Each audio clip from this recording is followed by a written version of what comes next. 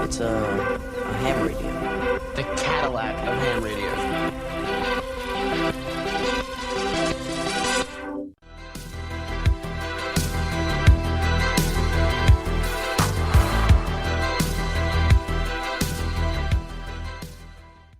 Hello everyone, welcome back to yet another episode of Ham Radio, a Stranger Things podcast. We've got a great episode for you today as usual, but first, we have a little housekeeping to take care of, and I'm going to turn it over to Jasmin to let you know where you can find us on social media and where you can listen to the podcast. Thanks, Ashley. You can find us on Instagram at Ham Radio Media, all one word, on Twitter at HamThrough, on YouTube at Ham Radio Media, or using our handle Ham Radio 1983. We also have a Discord you can join, which is linked in the description of this episode. If you have a fan theory or question you want to share, you can email us at hamradiomedia@gmail.com. Ashley also has a fanfic on AO3 entitled Stranger Things College, which is also linked in the description. The podcast is available on all major podcasting platforms, including Apple Podcasts, Spotify, iHeartRadio, Amazon Music, and much more. If you like the show, please consider leaving us a rating or review. We have a lot of totally tubular stuff coming up, so be sure to follow us on social media to keep up with the podcast and all of our new content. Hello everyone, and welcome back to yet another episode of Ham Radio, a Stranger Things podcast. Today we will be diving back into our script breakdown series, and today's episode will be a real treat as we will be discussing Vecna's, or Henry Grill's, unforgettable monologue. But first, we have yet another big Riverside goof, and this one involves one of our good podcasting friends. Would you like to tell the people about that? So in a previous episode, we were talking about an episode that Starcourt Study Hall did and how they had pointed something out, and we were chatting about that. And normally it does pretty well with their name. It's able to understand, but this time it interpreted that as Starcourt Sully All, as in Sully, the name Sully, and All, All, as one word. So it interpreted this as, and as Starcourt Sully All pointed out the other day on their recent episode, is how it interpreted that line for some reason. So yeah, when it goofs up real bad. So we had a good laugh about that. I mean, that's not even a word. Sully All is not even a word. Sully is a word, all is a word. Sully All is not a word. So it sometimes Riverside likes to make up words that don't exist as part of our transcripts. All right, so before we begin today's discussion, I did want to talk about theory about Hopper real quick. That's just something that's been on my mind going through like rewatches or just thinking about the show. And that being that could there be more to Hopper and his backstory than we realize? And by that I mean like mostly things to do with Sarah or things like right before he came back to Hawkins. Like I don't think that Hopper has powers or anything like that. But I think that there is something that we're missing in all of that, or we just haven't looked closely enough at it, or we're like kind of missing the forest for the trees. And I think, some of it has to do with Eleven and Will and their storylines being front and center, and rightfully so. But yeah, I just think that there's something about Hopper and Sarah and just the parallels there with everything else we've seen in the show. Like for example, in season 1, episode 1, Hopper mentions that Sarah loved learning about the universe and other worlds. And then in season 2, when he's talking to Eleven, he describes his grief to Eleven over losing Sarah as being like in a black hole. So, I mean, I don't know if that's just like clever foreshadowing of what's to come, or if there really is more about with Hopper's story that connects to the main story than we think. Yeah, there definitely could be. I mean, there's so much that we still don't know. That's definitely a possibility, or could somehow tie into other storylines that we've seen. I can also see part of what happened to Sarah somehow tying into them figuring out, Vecna's origin story, because it's not clear how he got his powers, what the backstory is on that. It seems indicated that it might have had something to do with the fact that Victor was, went to war, was in the military at one point, and we know that's something Hopper also has in common. So I could definitely see there being something there about the origin story, either like a parallel that helps them figure it out, or something more direct, like you're saying, that we haven't, we don't have that information yet. So there definitely, could be more to it. You never know with this show. Yes, exactly. There's a lot of things in this show are so important, and whether it be parallels or foreshadowing. Now, some things the Duffers have said, like, this was inspired, like, things in our childhood or things that we've experienced. So, like, some of them might not be so involved in the devices they use to tell the story. But again, whenever you're watching the pilot episode, just be thinking about Hopper, particularly in that episode, and really throughout season 1, and just have this in the back of your mind. I hope you look a little bit harder next time you watch the episode when Hopper is on screen to try to see if you can pick up any clues. Alrighty, so let's jump right into our script breakdown. Where we left off last time, we were at Hawkins National Laboratory. This is during the titular massacre at Hawkins Lab. So Elle had just come into the Rainbow Room and is horrified, is looking at the dead bodies, and one turns around and sees her. So that is where we left off last time. And for this portion, we open on Steve's pool in the Upside Down. We see Nancy climbing out and into Vecna's mind layer. And so that is where we pick up this time. Yeah, and this scene, for the most part, like dialogue-wise and action-wise, is lock and key with what's on screen. There's very little that's changed in this moment right here.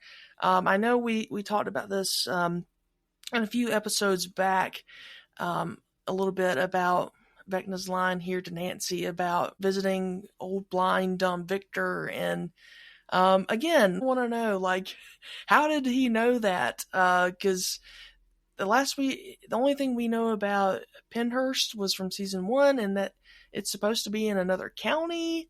So again, like, if Vecna is only limited to Hawkins, like, how could he possibly know that Victor, that even happened, and that Victor's blind and all that? It's just, no, that's probably not going to be something that they're ever going to address. But for me, it's just one thing I've just always been curious about since I watched this episode for the first time. That's interesting. I feel like maybe the implication there is that because he's able to get, like, into Victor's, like, memories or his mind the way he can with his other victims and, like, check up on him. But you're right that if he's able to do that outside of Hawkins, that he could have done that to Will and to Elle and figured out where they were. Because he seems to be going after the group that's in Hawkins in season 4, because he says to Nancy, tell 11. Because he can't get to them like he normally does. So if that's possible, it isn't directly in Hawkins, it's nearby, but it's not directly in Hawkins. Unless, of course, the implication there is supposed to be that he could figure out where Will and Elle were, but he wasn't able, like, he could see in, but he couldn't communicate with them that way until Elle went into the sensory deprivation bath. But yeah, that's a good point. Like, how is he able to check up on Victor but not them? And if he has to check up on them, why the heck is he talking to Nancy? That seems like a lot of extra work to freak somebody out when you know they're nowhere near her. And it's like, okay, we'll tell 11, but 11 doesn't get back there for like a week. So that's a long time to wait if that's part of your grandmaster plan. And again, Will doesn't feel the presence until they get there. They think they've won the whole time. So yeah, that is interesting. And I hope it's not just them, like, retconning what they've already established in the show for the sake of plot. And again, I know it's a different episode, but with him telling Nancy to tell Eleven, like that's again, it's also like, well, it's clear like he knows Eleven is alive, but like, does he not realize that she's not in Hawkins? Unless he's messing with Nancy here. Because we know he can get access to the memories and dreams of people in Hawkins, right? Like they established that at the beginning of the season with Max and Chrissy and Fred. So unless he's just messing with her there, like he reads her mind and he knows that her and Robin went to Penthurst, and so he's just messing with her there and trying to freak her out. And he's like, oh, I've been meaning to check up on that guy. Like, maybe he only learned that information by reading them. Because as we see when he goes into the red kind of mindscape, when he's picking his next victim, when he goes after Patrick, and we see the different terrible things that people are dealing with, that seems to imply he can do that to anybody in Hawkins. So unless what he's saying there is once they cross back over the threshold into Hawkins, he was able to read their minds, figure out that they'd done that, and the minute she gets in there, he's like, aha, I'm going to mess with her and make it seem like I can get to anybody at any time, and I'm going to tell her this, when really all he did was just read her and go, oh cool, that's where Victor wound up. Like him being an unreliable narrator, I wonder if he really is omnipotent and as all-powerful as he's making himself seem, or is he just like reading their mind and then just pulling information and then making it seem like that? Yeah, like piggybacking in a way. Exactly. Yeah, I mean, only time will tell. It'll be interesting as Elle continues to explore her powers, how much of what we see with Henry she can also do and how much he was bluffing. I feel like that'll become clearer as she explores more and she talks to the Nancy and the rest of the Hawkins gang. I think it'll become clearer, like, okay, he can actually do this and so can I, or this guy was just straight up bluffing. I feel like that'll become clearer in season 5, I would hope. Would love nothing more than for that to happen. Yeah, it would be nice. The opening of the scene, like you said, is pretty much the same. Something I thought was interesting is that the camera focuses on a grandfather clock that's floating behind Nancy when the scene opens in the mine layer, whereas in the script, it says there's a stained glass door that's spinning mid-air. So the camera focuses on something different, and since this is something they would have done in post-production, I thought that was interesting, and I wondered if maybe they changed it because we see the door, like the real door, so to speak, a few minutes later. So I wonder if maybe they just thought that was confusing, like the door is floating, but it's also over here, and so they changed it to a grandfather clock so it made a bit more sense, so to speak. And I noticed there are some small differences at the beginning. So in the script it says, we now pull out to reveal Nancy is in fact standing on the top landing of the Creel staircase. In the on-screen version, the staircase is badly damaged. It's not clear at first that it's part of the Creel house. The parts of the house are missing, and where she's standing, they're really badly damaged. And I think this was done to create more mystery and make the realization a bit slower for the audience. Like I noticed things are a bit more decaying in the final version, and I think they did that to kind of build a little bit of mystery as they slowly bring you into this world rather than just like throwing it at you, which I think ultimately did make for a better transition because you kind of slowly come to the realization rather than just being like bombarded with information. So I think they went for a bit of a slower approach here. And then the really big change is that in the script it says we see close-up shots of dead Fred, Chrissy, Patrick displayed like medieval trophies, but in the final version we only see Fred's body. Like Nancy sees Fred's body and gasps.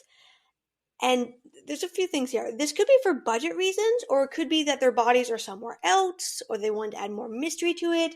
It's interesting that we see Fred's body, but we don't see Chrissy or Patrick, as was originally scripted, and we don't see the bodies of his past victims either. We don't see Billy, we don't see Heather, we don't see Mrs. Driscoll, we don't see Barb's body, and it's not clear at this stage, is it only people he kills directly, or is anybody killed by, like, one of his minions, so to speak? Like, if a Demogorgon or a Demodog kills you, do you also wind up here like a trophy?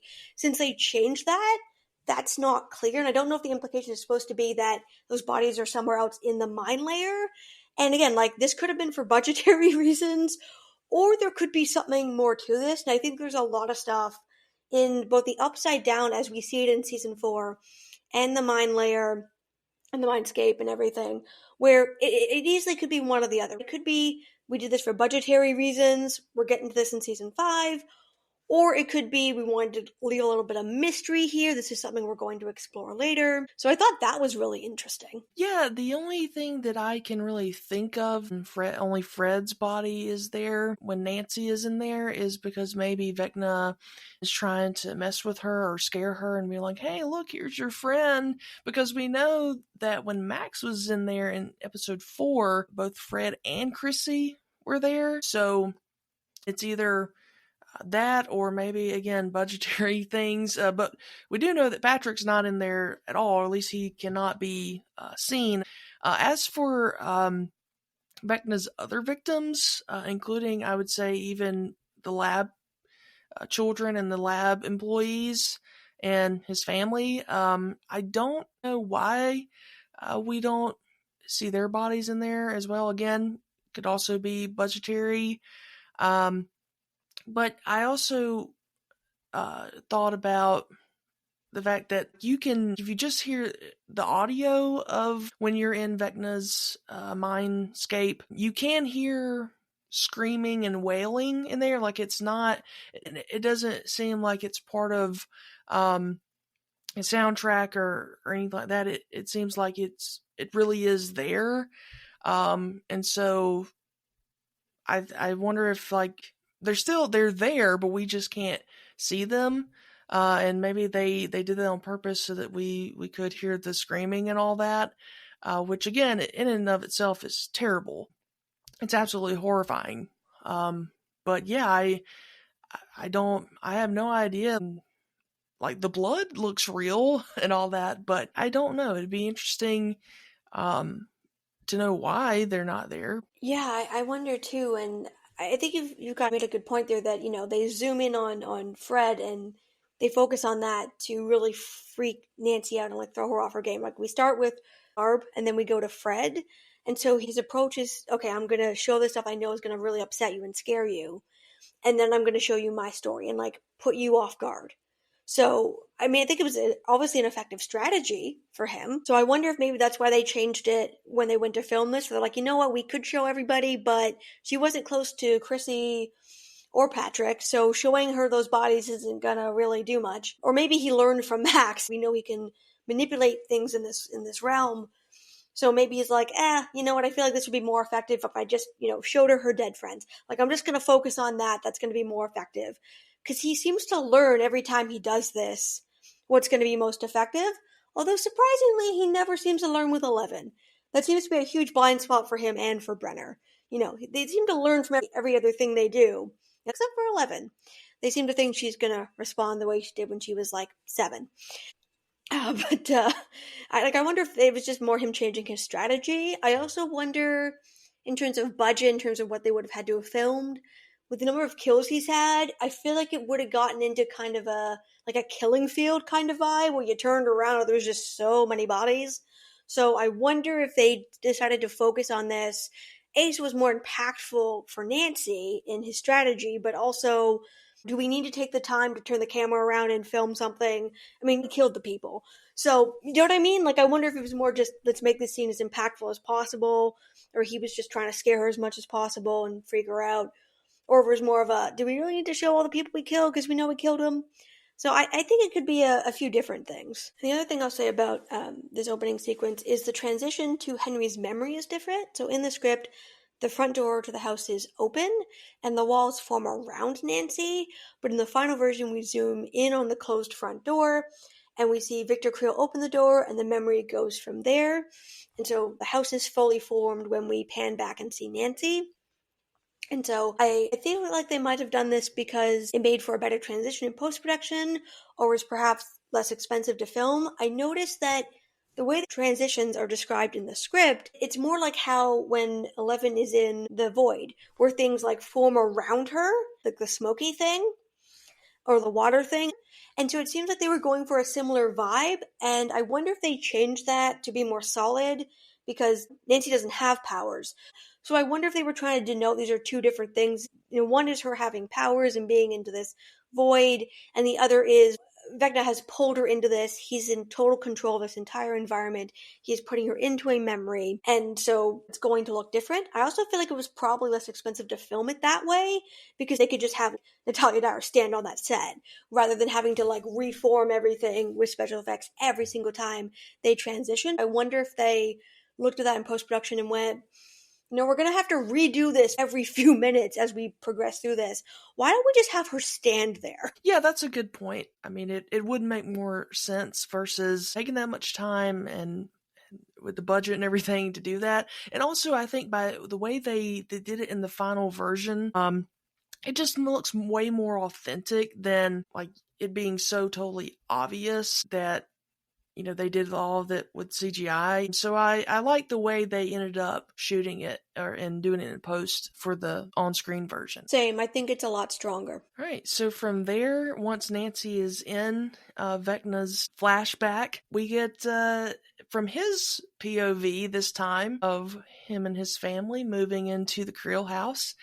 And right off the bat, discrepancy alert, because right off the bat, what they have written in the script is not what is on screen. So I don't know if they didn't film this at all or if it got cut. But in the script version, Virginia and young Victor Creel share some dialogue in the script when they pull up to the house. And Virginia says to young Victor, "Are you sure this is the right house?" And he's laughing and he goes, "Yes, I'm certain. And then it cuts to what we see on the on-screen version of Alice running in and being like, "Oh, it's like a dream. It's like a fairy tale." Virginia says, "Stop running." And so right off the bat, I'm like, why did they cut this? Did they cut it because of time reasons? Or is it because Victor had already told us in like episode 4 about how Virginia came into the money from her uncle and purchased the house that way? So here it seems like the way Virginia phrases it here is that she was not aware of them getting this house at all, wasn't aware of like any of that, and so maybe for continuity reasons they decided to cut it. But again, very interesting. In the final version, Victor says that she because they got money from her uncle. So I feel like I wonder if that dialogue was added later. They realized the continuity error when they went to film this because they're like, well, if it's her uncle with the money, she shouldn't be surprised the house is so big because it was her money. Like, it's not Victor's money. It's her money that she gets, and then they buy the house together, right? So I feel like I don't know if that line of Victor's was added later or if it was a continuity error that they caught the day of. And the other thing that just occurred to me is we see them like arriving at the house. That sequence in the teaser trailer we got for the Creel family, but we don't actually see that part of it in the final version. So I wonder if they did film it and then they were looking at it and they were like, this is a continuity error. Because I'm trying to remember, do they have dialogue when we see them kind of pull up to the house, like with that scene? Do they actually have dialogue until they get into the house? I don't think so. They just like get out of the car and they just step out and they smiling. Yeah. Like no words are shared at all. So I wonder if that was it. I wonder if they'd planned that and they realized that was a continuity error, or like this was like the first draft and they were like, oh, well, we're going to say it's her uncle. Because they could have just said it was his uncle and that would have solved that.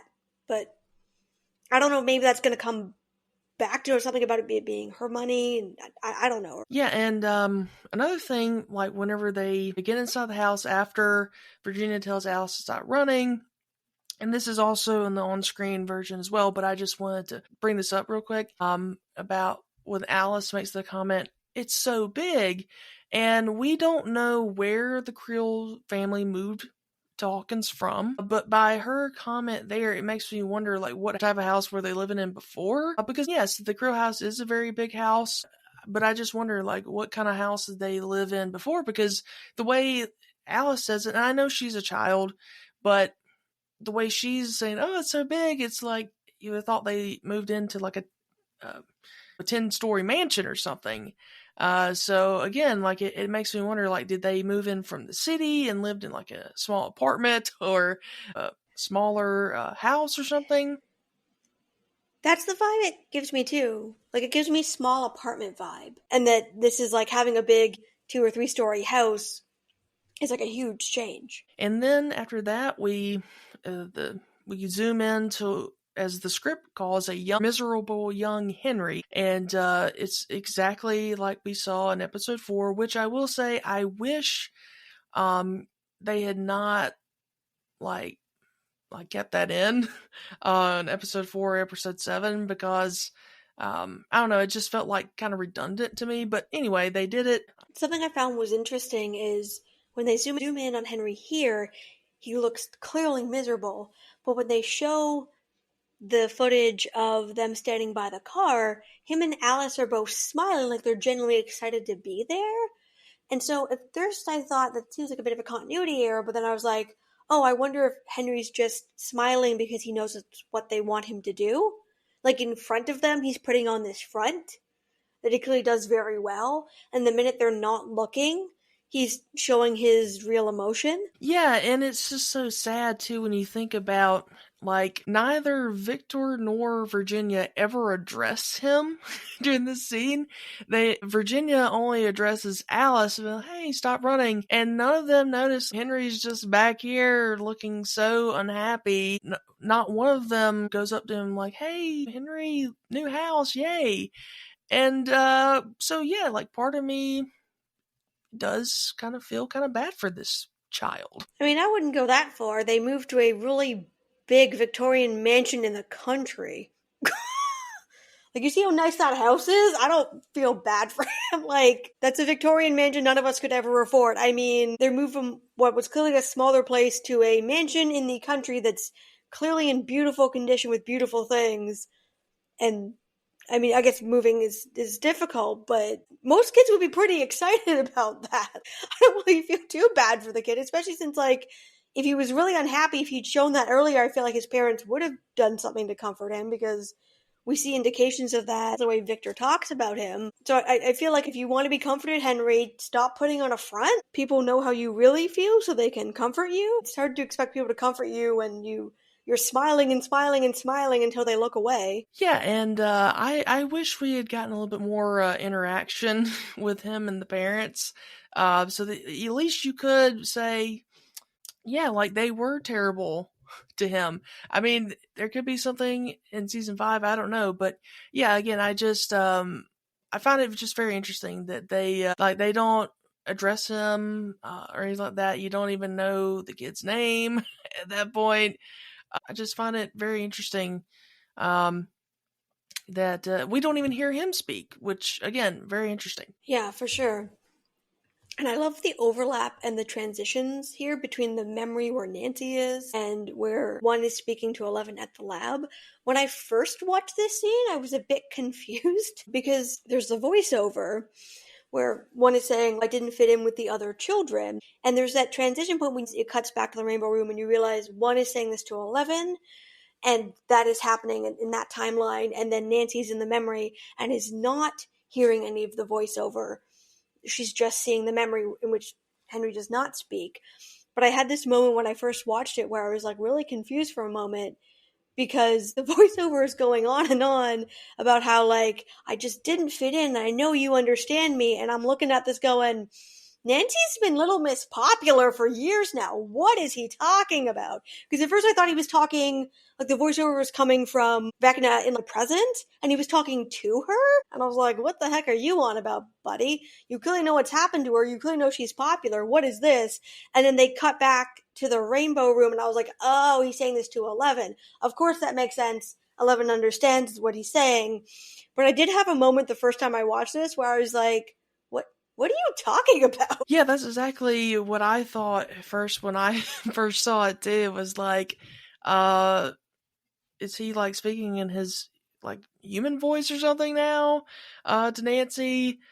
And then, of course, when they cut over to 11, I was like, oh, it's him speaking to 11. And it's, again, like, I think that's what makes this scene with the monologue so interesting just in general, is because Nancy can't hear anything. Like, she doesn't know what Henry told 11 in 1979, because she's not getting the monologue. She's just getting the flashbacks.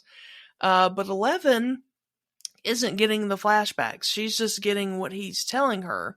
And so that's why I want there to be a scene in season 5 between 11 and Nancy in which they are sharing this with each other, because, I mean, it's no coincidence that this all comes together between these two characters, and it's like, help each other out, help everyone out by sharing what you've learned, because like Nancy saw it. She saw him murder his family. And I mean, 11 didn't see that. She saw the aftermath of him murdering everyone at the lab. But yeah, it's one of the reasons I love this scene so much, and the way it's written and the way it was shot is just, in my eyes, perfection. It is a very well crafted sequence. Like, every part of it is so well done. And I love how at the end, when Vecna says to Nancy, tell 11, and it kind of brings it all together and realize that every person is only getting a piece of this. 11 is experiencing this, but Nancy is experiencing that, and he's doing this on purpose. And it's a very well crafted sequence, and it reminds me, Stranger Things is a show for smart people. It's a show for people who get that kind of transition, who are able to make those connections very quickly. And I always appreciate the moments where they lean into that. And it's not a show that holds your hand. They explain when they need to explain, but it's not a show that holds your hand and expects you to get it and to understand.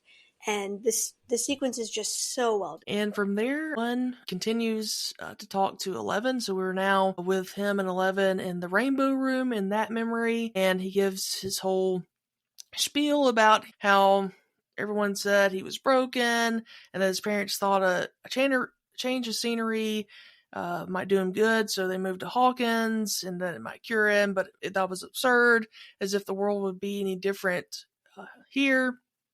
But the action of when we go back to Nancy in the Krill house in the Mindscape, in those flashbacks, it says in the script, Nancy follows the Krill family as they fan out upstairs with their luggage, retreating into their respective bedrooms. But we do see them going upstairs, or at least Alice going upstairs, but we don't actually see them retreating into their bedrooms. We see Alice going upstairs, and there's a quick pan over of what I think is one of the other characters going into one of their rooms. I think it might be Victor. But then we quickly follow, the camera follows Henry into the bathroom. So it's a very quick sort of moving shot as we kind of zoom in on Henry. And I'm guessing they did that because they realized it wasn't really needed. Like, we've established they're moving in. We don't need to see everybody go off to their own bedroom. It's not really needed. And then one's voiceover monologue continues that the home led to a new discovery, a new sense of purpose. Then the action is Nancy abruptly stops, and she looks through the cracked bathroom door and sees a young Henry kneeling on the tiled floor, prying open a vent, the same vent that Steve found in episode 5. Are we supposed to believe that this is on the same day in the flashback as when they moved in? Because Henry doesn't look to be wearing the same clothing as he was when they first came into the house. No, I think this is meant to be later. I think, because then we see the transition of him running up to the attic. I think it's meant to convey that these are on different days, like as they were living in the house. Victor later says that they had 1 month of peace in that house. So I think the implication here is that the different scenes that we see leading up to the death of Virginia and Alice take place over a course of a month. Because then after that, like, he finds the nest of Black Widow spiders living inside a vent. Then he picks them up. So I wonder if it's like after he found the spiders is when they stopped having peace in that house. I thought was interesting is that in the script it says he reaches his hand down and a large Black Widow crawls onto his palm and then up his arm as an unsettled Nancy observes. Whereas I feel like in the final version, Nancy looks more curious than unsettled to me. And I think that was a good acting choice on the part of Natalia Dyer, because for what we know about Nancy's character, she is an investigator. She's, someone who loves, to investigate things. And so, while she was initially very freaked out in the beginning with what Vecna showed her. Once we get to this point where she's looking in and realizes, okay, I'm in his memories, she's kind of acclimatized here. I think that the kind of the detective and the investigator in her kicks in, and she's more curious and unsettled, which I think makes a lot more sense for her character. Yeah, for sure, because it takes a lot to get Nancy unsettled or rattled by something. Like you said, like initially she was, because I think she thought like he is either like going to kill me or he's trying to scare me. But then once she realized I'm in his flashbacks, and again, like you had to keep in mind, like she's not hearing the monologue. She's just witnessing the flashbacks. And so, yeah, like when you go back and watch that scene when she observes him letting the Black Widow crawl up his arm, the way she cocks her head and the way she's looking is like, okay, why is he showing me this specifically? Like, what is it about these spiders specifically that he wants me to see? And also, I think she probably realized, oh, that's where Steve was when we were checking out the house a couple episodes ago, and he said like, hey, there's spiders in there. So I think she's also connecting the dots here. Yeah, and I thought that was such a great callback, like the way they foreshadowed and set that up, because the way it's played off in the original scene with Steve and Nancy is, you're like, why is Steve looking at this? What's he doing? And then he backs up and they have the whole cute scene with her trying to get out of his hair. And it's played for laughs and it's played for romantic tension. And then you have the thing about Robin, and they're like, what is wrong with her? And so it seems very like silly and kind of like a throwaway thing. And then very clever of them. They set this up in a way, they planted it in our minds that this is a thing. And then they come back to it and you see Nancy clue in and go, oh, that's where Steve was earlier. And since that whole thing happened, it sticks out to her. Whereas if that hadn't happened, it probably wouldn't have. And so it sticks with her and she's like, oh. And so it's to clue Nancy in, but also the audience that this is a callback to what we were showing you earlier. So I thought it was very clever the way they did that. And there's a lot of moments in this season when you rewatch, it's clear that they set up these moments that seem kind of, silly or funny or cutesy or whatever. And then they come back to be like, see, we were showing you something. This had a double purpose, which I thought was really well done, like very clever of them. Yeah, for sure. Because I always, like, when I watched episode 5, I had thought that the spiders weren't real. That was just, Steve's imagination, like the fear of the spiders being there, like crawling on him. Because you know how sometimes you get like that fear if you think, like you have that feeling that something's crawling on you. But no, I mean, we saw the jars that were in the vents still there in the bathroom. But yeah, just a wonderful way to again, like start bringing everything we have been shown so far, told so far in the season, leading up to this point, to see it all coming together. I think, again, also why this monologue plays out perfectly. Yeah, I agree 100%. And I love how they do the contrast between the state the house is in by the time we see it in the 80s and the state it's in when the Creel family is still living there. I mean, props to the set department, because that would have taken a lot of work to pull that off. And they do such an amazing job here. Like, they deserve all the awards for dressing this entire set inside and out. It's so beautifully done.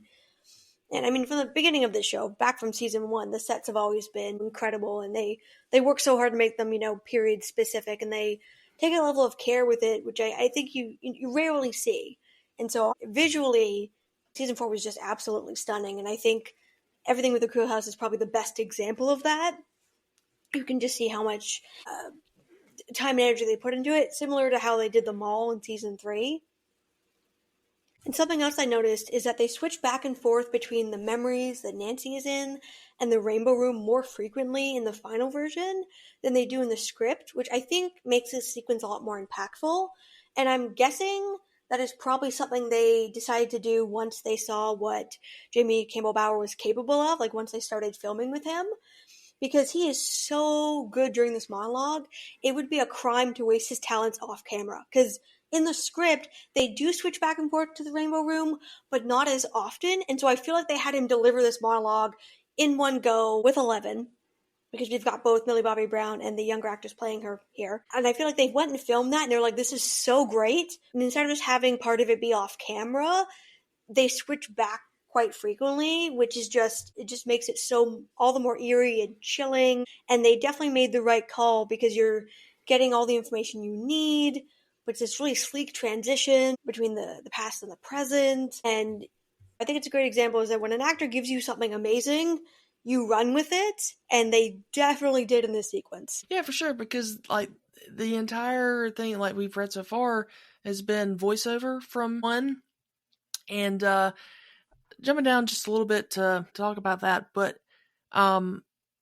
like in the moment when one begins to say, when where others saw order, I saw a straitjacket, like that whole part, including when he does the whole minutes, days, months, years, that thing is all in voiceover in the script. So I do like the change they made of making that part when he goes minutes, days, months, years, and all that on screen, so we could see his face, because that moment when I first saw it, like, totally horrified me, just because his eyes and everything, and like this guy has completely gone unhinged. Yeah, and I think the scene needed that, because it was all done in voiceover. I think it makes Henry more sympathetic because he feels trapped in this environment.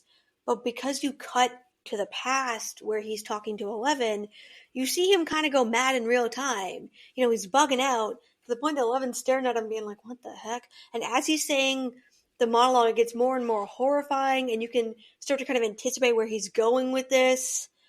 And he's really losing it here, and he's on a roll, he's on a diatribe about how much he hates humanity. And so he goes from being this sympathetic character who, up until this point, I think we could, you know, like you said, there you can sympathize, I think, with how he's feeling as a child, to when you see it in when he's talking to 11, you see how just disgusted he is with humanity, and how he's really like just lost it, like he's gone unhinged. And so I think, like I said, by having his facial expressions, which Amy Cameron Bauer does so well, and then paired with Millie, that just adds so much more to it. Then I think if they just had the voiceover, it wouldn't have been as chilling, it wouldn't have been as eerie or impactful. Yeah, for sure, because we're also seeing 11's facial expression as well, and she's also terrified, as you would imagine that an 8-year-old would be. I mean, he's got 20 years worth here of pent up anger, so I'm just gonna let it all out on this 8-year-old child. No biggie. Yeah, he's got a lot of anger, Henry Krill. A lot of anger. Yeah, some people just can't let things go, you know? So, one thing I did notice that I wanted to point out was, right before he, one is saying that part of the monologue, where others saw order, I saw a straitjacket. In the action sequence, it says Nancy now watches as young Victor walks over to the grandfather clock. I wonder if that was a typo. Or if young Victor was originally supposed to be there, though I don't really think so. I hadn't noticed that, but you're right. That's got to be a typo, because there's no reason Victor would be angry at the grandfather clock. That's got to be a typo. Yeah, and Henry doesn't even seem really angered by it either on screen. I noticed that too. He's more just like, he is studying it, but he's more like, okay, I'm about to test something out. Yeah. He seems pensive. He doesn't seem...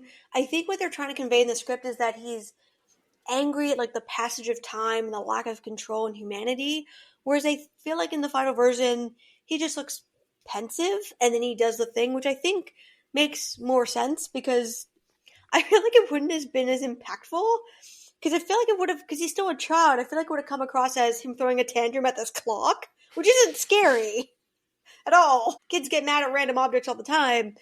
But him just walking over to this thing and looking at it pensively, and then you get the thing with the eyelids and everything, which was also an addition from the final version, because in the script, he just closes his eyes, the clock hands start moving backwards, but in the final version, we see movement under his eyelids when he does this, and I think that was a way better choice. It's a lot creepier, it's a lot eerier.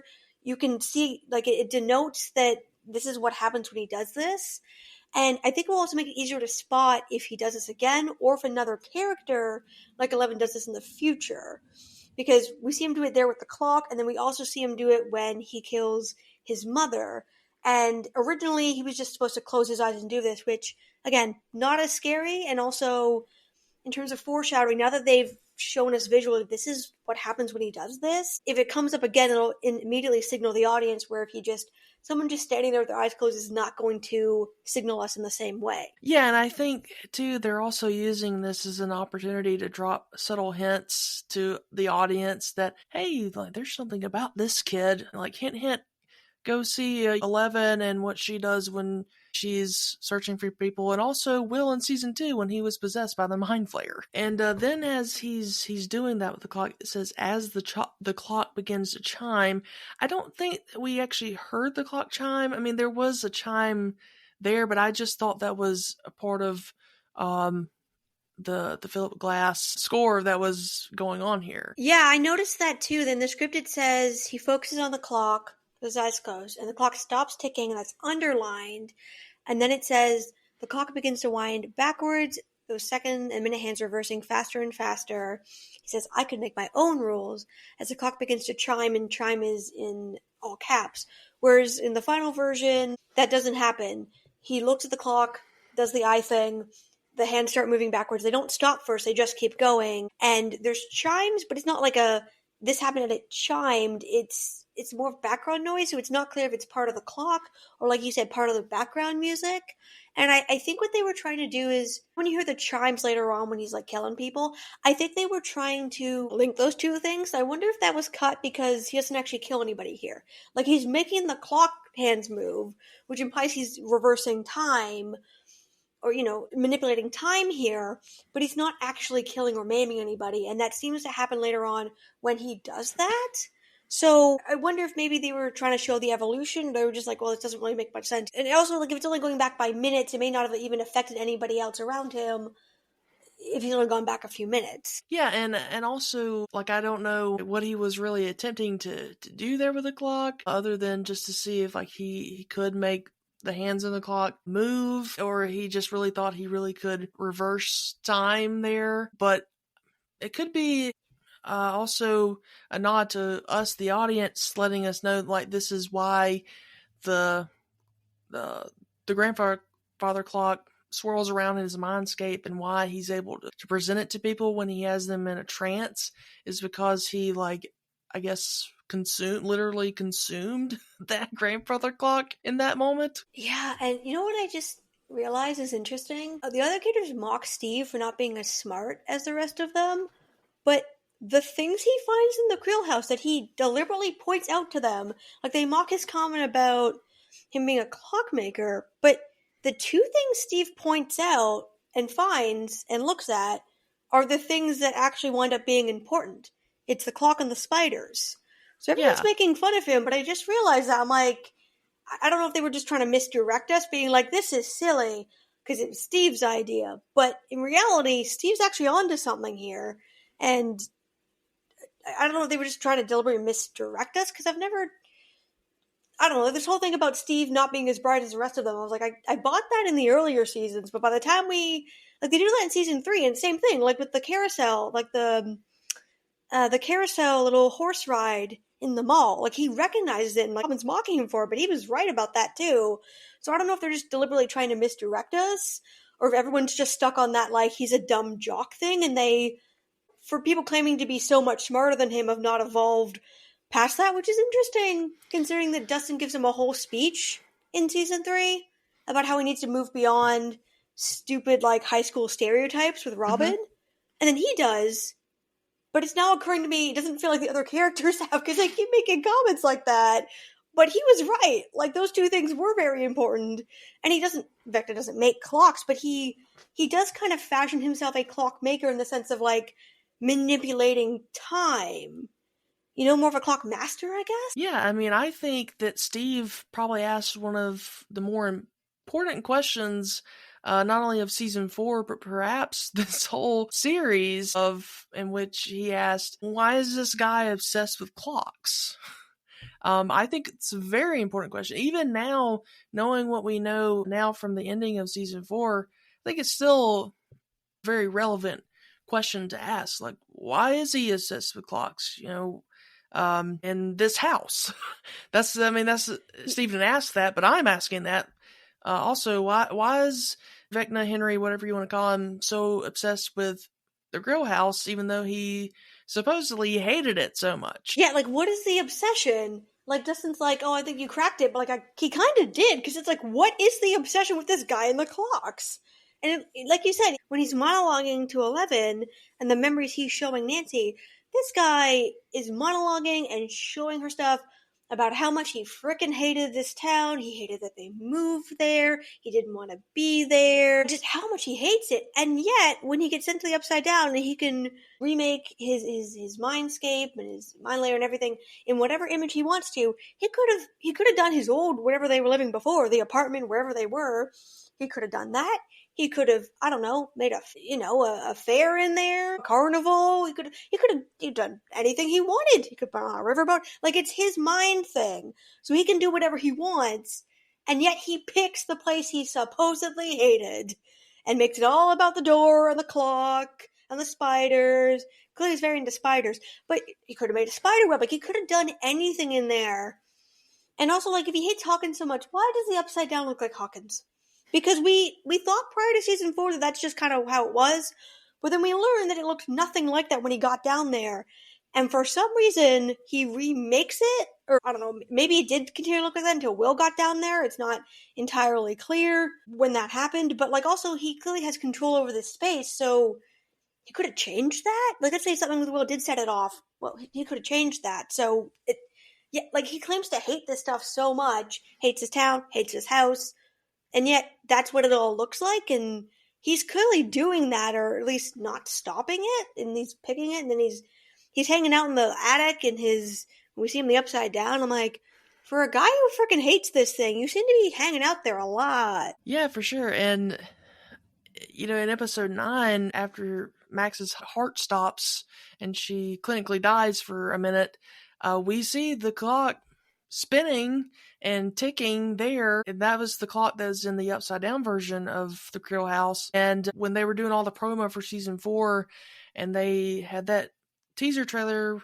of the Grill House with the clock there in the attic, I thought that the clock was going to be like the main portal to the Upside Down and all that, which it turned out not to be. However, I still believe that the key to defeating Vecna is they have to destroy that clock, because I think it's gonna make its return in season 5, but I heard some things in some D&D lore that tie into that. Maybe in an episode sometime before season 5 goes out, we can go into that further. But again, I think that that clock is so attached to him that I feel like maybe in some ways is like a Horcrux for Henry. But yeah, I mean, the clock is definitely, I feel, very, very important. Yeah, it clearly has great significance, and I think one of the kind of the downfalls of the Hawkins group at large is, apart from Steve, everybody is way overthinking it. They're convinced it's some big thing and it's super complicated. Like, they're not seeing the forest for the trees, whereas Steve is asking the basic questions which you need to ask, because like, stuff is obviously very symbolic and important to Henry, but like you said, like, this stuff is important to him, but we don't know why. And I think Steve's onto something there. I don't think it's this big complex thing. I think it sounds like it's sentimental. It's tied to his powers. It's tied to something. And I'm really excited to see that play out in season 5, because I feel like they've been, overthinking it, and they're not asking those simple questions they need to be asking, because they've convinced themselves he's this mastermind, and obviously it's super complex. I'm like, guys, he came up with this stuff when he was like 10. Okay, it's not that deep. It's not that deep. And Steve gets that. He's like, what the heck? What's up with this guy? And everyone's like, it's super complex. I'm like, not really. Not really. Like, I think this stuff is very symbolic and important to him, but I I feel like Steve is asking the right questions there, and I think it's going to be very humbling for the rest of the group to realize they way overthought that one. Yeah, and I think, too, like, subtly the writers are trying to tell the audience, like, hey, don't get so caught up in this big, massive conspiracy thing when the answers that you seek are so simple. We have to simplify things. And I think back to season 2 when Murray was talking to Nancy and Jonathan about, hey, we need to water this down. Don't try to make it some like this big thing. Just, water it down, simplify it. And I feel like that's what they're going to have to do in season 5 to figure everything out and to come out on the other side successful.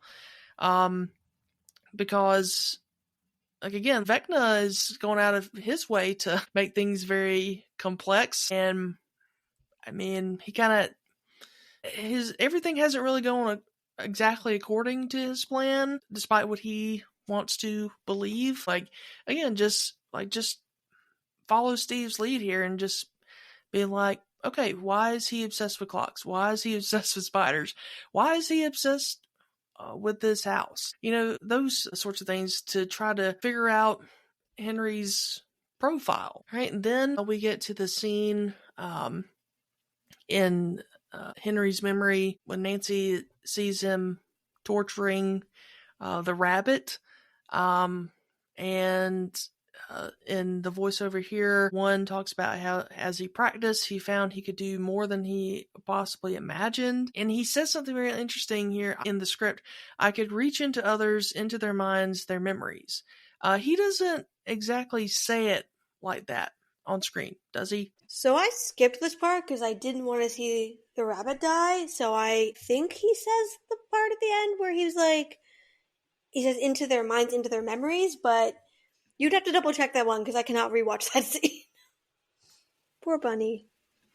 Yeah, me either. I usually skip over that scene when it happens because I know even though it's CGI, but still, it's when you hear that poor thing, it's just I can't even talk about it. And we know we can do it, right? Like they establish without the show that he can do this, so he gets people into people's minds and memories. We don't know how he's doing it, but they establish pretty firmly throughout the season that this is an ability that he has. And it's exactly what he did with the rats in season 3. He literally exploded them like he did with this rabbit. But it's also interesting with the rabbit in the Creel House teaser. Alice finds a dead rabbit with its eyes plucked out and stuff, and we did not see any of that in season 4, which again I find very interesting. Again, like one of the most difficult scenes. Like I have a difficult time watching anything that has animal deaths or animal cruelty in it. I'm just, even if it's supposed to be the point of either the film or the scene, yeah, I can't watch it. Yeah, it's definitely a hard scene to watch for sure. And we get one of his iconic lines here about how he became an explorer and how his parents presented themselves as good people, but, like everything else, it was a lie, a terrible lie. They'd done terrible, awful things. And we seem to find out what his issue is with Victor here. Also based on what, Victor later tells Robin and Nancy. But at this stage, we don't find out what, it's kind of hinted at what it might be with Virginia, but we don't find out Alice. And I thought it was really interesting because in the script, Nancy comes to the door, slams the door shut behind her. And in the script, it says, Nancy finds young Victor by the fireplace, frozen in horror as he looks at that burning crib. A tear slips down his cheek. But in the final version we see, Victor doesn't cry, and he's sitting in a chair reading, and the camera pans over him sitting in a chair, and then to the burning crib. And so I'm wondering if maybe they did this to speed up the action, whereas I feel like in the original version he was supposed to be standing near the fireplace already, sees this, and is crying and horrified, whereas in the version we see, this man is minding his own business, reading in a chair, and all of a sudden a crib appears in the fireplace and catches on fire. And it also, I think, would, because this is supposed to be in Henry's memory here, that I think perhaps if if he shows like he knew that his father was crying by the sight, it would not help Henry or Vecna's point here of they were awful people, because like he clearly saw that his dad was shaken up by witnessing this and reliving that experience. Yeah, and I'm curious if they're going to explore more about why he went after his family, because the implication for me is that what Henry was trying to get at there is that he discovered something that happened with his father during the war, right? And then like, oh my God, he's a horrible person, and stuff happens, and people died, and like that's war. That is what happens in war. So it kind of seemed like it's like, oh, he's a horrible person. It's like, yeah, but if you're a soldier, you're at war. We don't know if he was drafted. We don't know the situation. But Victor, as we see him in the present, obviously feels, tremendous guilt about everything that happened, his family, war, everything. And he was just trying to put that behind him and build a nice life for his family. And it's worth pointing out that this is an era where, if you were dealing with stuff, you were told to just push it down and not talk about it, which we now know is the worst possible thing you can do.